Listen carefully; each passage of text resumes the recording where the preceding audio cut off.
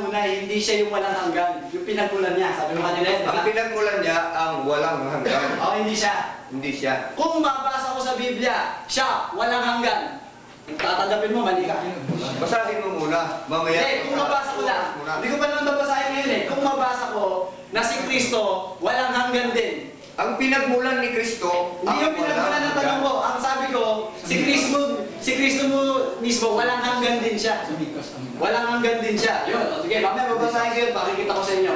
Ngayon, sabi mo, tatanungin kita akin, sino ang nakakaalam ng salitang Diyos? Di ba yung Diyos mismo?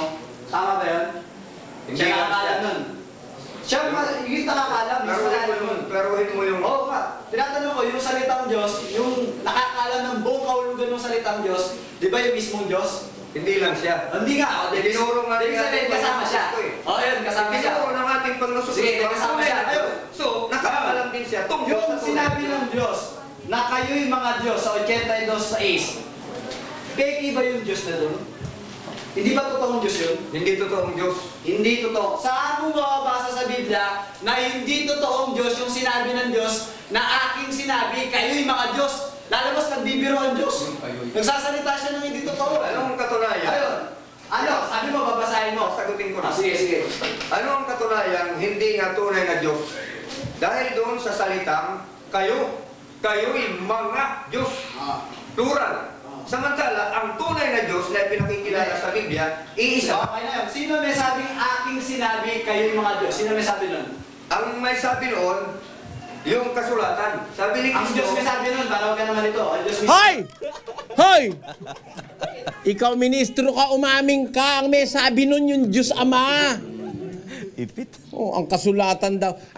Isinulat lang yun sa kasulatan, pero ang may sabi nun, ang Ama, yung Diyos na totoo. Kasi ang premise ni Brad King ganito Sino ba ang nakakaalam noong kahulugan sa kanyang kabuuan nung salitang Diyos? Meron pa bang mas makakaalam nung kundi yung mismong Diyos, di ba? Parang ganito. Halimbawa, Brother Josel, ikaw alam mo ba kahulugan ng salitang presidente? Opo. Oo. Alam mo. Alam ko. Sino ba presidente natin ngayon? Si Pangulong Arroyo. Ayan. Pero alam mo, mas alam ni Pangulong Arroyo kaysa sa atin lahat kung ano kahulugan ng salitang presidente. Tama. Dahil siya ang umiikot-ikot dun sa lugar ng presidente. Araw at gabi, matulog siya at kumain at maghikab, presidente pa rin siya. Di ba? Correct. Walang ibang nakakaalam knowledge about the presidency other than a person who had become a president.